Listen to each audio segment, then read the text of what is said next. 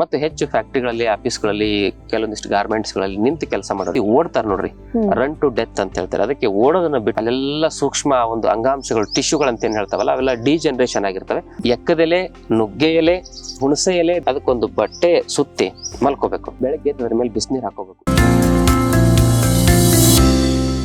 ಈ ಮಂಡಿ ನೋವಿನ ಸಮಸ್ಯೆ ಇವತ್ತಿನ ದಿನಗಳಲ್ಲಿ ಹೆಚ್ಚಾಗಿ ಇವತ್ತು ಕಾಣಿಸ್ತಾ ಇದೆ. ಹೌದು. ಈ ಮಂಡಿ ನೋವಿನ ಸಮಸ್ಯೆ ಬಂದ್ರೆ ಏನೆಲ್ಲ ಮನೆ ಮದ್ದುಗಳನ್ನ ಮಾಡ್ಕೋಬಹುದು ಅಂತ ನೋಡಿ. ಮಂಡಿ ನೋವಿನ ಸಮಸ್ಯೆ ಬರ್ಲಿಕ್ಕೆ ಮುಖ್ಯ ಕಾರಣ ಹೆಣ್ಮಕ್ಳು ಈಗ ಕಿಚನ್ ಮೊದ್ಲು ಅಡಿಗೆ ಮನೆಯಲ್ಲಿ ಕುತ್ಕೊಂಡು ಅಡಿಗೆ ಮಾಡ್ತಾರೆ. ಈಗೆಲ್ಲ ನಿಂತು ಅಡಿಗೆ ಮಾಡೋ ಪದ್ಧತಿ ಇದೆ, ಅದರಿಂದ ಮಂಡಿ ನೋವು ಬರ್ತದೆ.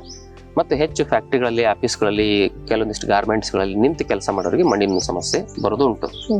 ಒಟ್ಟಿನಲ್ಲಿ ಹೆಚ್ಚು ಮೊಣಕಾಲಿಗೆ ಒತ್ತಡ ಉಂಟಾದಾಗ ಮಂಡಿ ನೋವು ಬರ್ತದೆ. ಇನ್ನು ಜಾಸ್ತಿ ಓಡ್ತಾರೆ ನೋಡ್ರಿ, ರನ್ ಟು ಡೆತ್ ಅಂತ ಹೇಳ್ತಾರೆ. ಅದಕ್ಕೆ ಓಡೋದನ್ನ ಬಿಟ್ಟು ನಡೆಯೋದನ್ನ ಕಲಿಬೇಕು. ಓಡೋದ್ರಿಂದ ಕೂಡ ಮಂಡಿ ನೋವಿನ ಸಮಸ್ಯೆ ಜಾಸ್ತಿ ಬರ್ತದೆ. ಅಥ್ಲೆಟಿಕ್ಸ್ ಗಳಿಗೆಲ್ಲ ಮಂಡಿ ನೋವು ಸಮಸ್ಯೆ ಹೆಚ್ಚಾಗಿ ಬರ್ಲಿಕ್ಕೆ ಓಡೋದೇ ಮುಖ್ಯ ಕಾರಣ. ಅದಕ್ಕೆ ಇವೆಲ್ಲ ಕಾರಣಗಳನ್ನ ನೋಡಿದ್ವಿ. ಇದಕ್ಕೆ ಮನೆ ಮದ್ದು ಅಂತ ಹೇಳಿದ್ರೆ ಪಾರಿಜಾತದ ಎಲೆ ಒಂದು ಮುಷ್ಟಿ ತೆಗೆದುಕೊಳ್ಳಿ, 2 ಲೋಟ ನೀರಲ್ಲಿ ಅದನ್ನು ಕುದಿಸಿ, ಅದು ಕುದ್ದು ಅರ್ಧ ಲೋಟ ಕಿಳಿಬೇಕು. ಅದನ್ನ ಶೋಧಿಸಿ ಬೆಳಿಗ್ಗೆ ಖಾಲಿ ಹೊಟ್ಟೆಯಲ್ಲಿ ಕುಡೀರಿ. ಆಮೇಲೆ ಸಾಯಂಕಾಲ ಅತಿ ಬಾಲದ ಎಲೆ ಅಂತ ಬರ್ತದೆ, ಅದನ್ನ 20 ಎಲೆಗಳನ್ನ ಅಗದು ಸೇವನೆ ಮಾಡಬೇಕು. ಬೆಳಿಗ್ಗೆ ಸಂಜೆ 2 ಹೊತ್ತು ಸೇವನೆ ಮಾಡಿದ್ರು ನಡೀತದೆ. ಬೆಳಿಗ್ಗೆ ಕಷಾಯ ಮಾತ್ರ, ಈ ಒಂದು ಕಷಾಯ ಯಾವುದು ಪಾರಿಜಾತ ಎಲೆಯ ಕಷಾಯವನ್ನು ಬೆಳಿಗ್ಗೆ ಕಂಪಲ್ಸರಿ ಕುಡಿಬೇಕು. ಇದನ್ನ ಮಾಡೋದ್ರಿಂದ ಒಳಗೆಲ್ಲ ವಾತ ದೋಷಗಳು ನಿವಾರಣೆ ಆಗಿ ಮಂಡಿ ನೋವು ಕಂಪ್ಲೀಟ್ ಆಗಿ 1-2 ತಿಂಗಳಲ್ಲಿ ಕಂಪ್ಲೀಟ್ ಆಗಿ ಹೋಗ್ಬಿಡ್ತದೆ. ಕಾರ್ಟಿಲೇಜು, ಅಲ್ಲಿರ್ತಕ್ಕಂಥ ಸಿನೋಯಿಲ್ ಫ್ಲೂಯಿಡ್, ಅಲ್ಲೆಲ್ಲ ಸೂಕ್ಷ್ಮ ಒಂದು ಅಂಗಾಂಶಗಳು ಟಿಶ್ಯೂಗಳು ಅಂತ ಏನ್ ಹೇಳ್ತಾವಲ್ಲ ಅವೆಲ್ಲ ಡಿಜನರೇಷನ್ ಆಗಿರ್ತವೆ. ಮತ್ತವೆಲ್ಲ ರೀಜನರೇಷನ್ ಆಗಿ ಅಲ್ಲಿ ಊತ ಆಗಿರ್ತದೆ, ಬಾವು ಬಂದಿರ್ತದೆ, ಮತ್ತೆಲ್ಲ ಕಟಕಟ ಶಬ್ದ ಬರ್ತವೆ. ಅವೆಲ್ಲ ಈ ಮನೆ ಮದ್ದಲ್ಲೇ ವಾಸಿ ಆಗ್ತವೆ.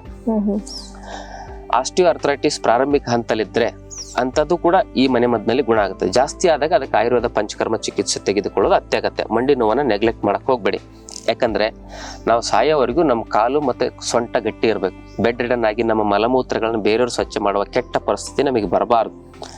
ಅದಕ್ಕಿಂತ ಸಾಯೋದೇ ವಾಸಿ ಅಂತ ನಾವು ಹೇಳ್ತೇನೆ. ಅದಕ್ಕಾಗಿ ಮಂಡಿ ನೋವು ಮನೆ ಮದ್ದು ಮಾಡ್ಕೊಂಡು ನೋಡಿ. ವಾಸಿ ಆಗಿಲ್ಲ ಅಂದ್ರೆ ಆಯುರ್ವೇದ ಪಂಚಕರ್ಮ ಚಿಕಿತ್ಸೆಯಲ್ಲಿ ಇದಕ್ಕೆ ಖಂಡಿತವಾಗಿಯೂ ಪರಿಹಾರ ಇದೆ.